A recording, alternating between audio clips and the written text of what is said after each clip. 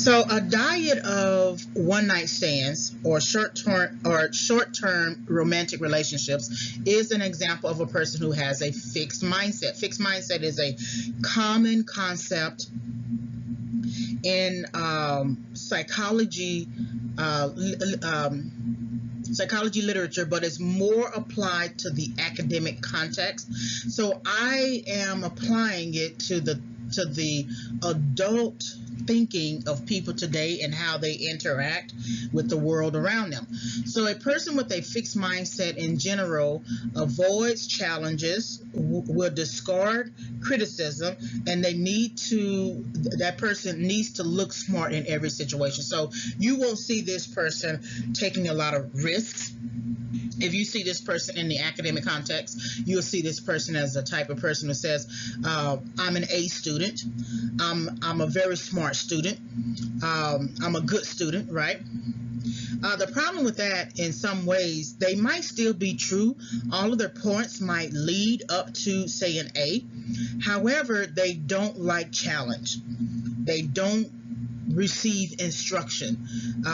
Any challenge to their thinking about who they are.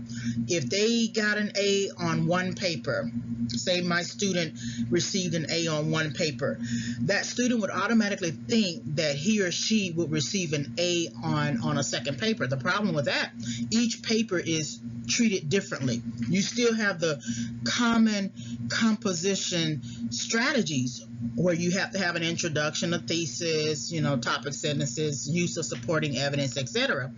But each paper has its own guidelines.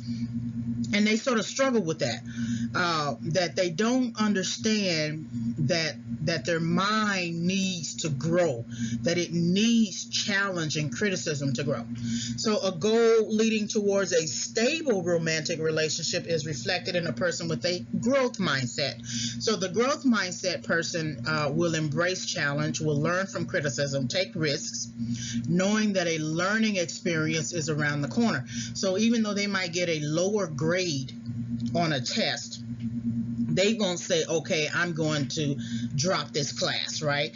I'm just dumb, I can't learn. No, what they will say is, if they get maybe like a 60 on the test, they will say, what can I do to get at least to passing? Okay, they are still interested in learning, even though it's still, they're trying to get from 60 to 70.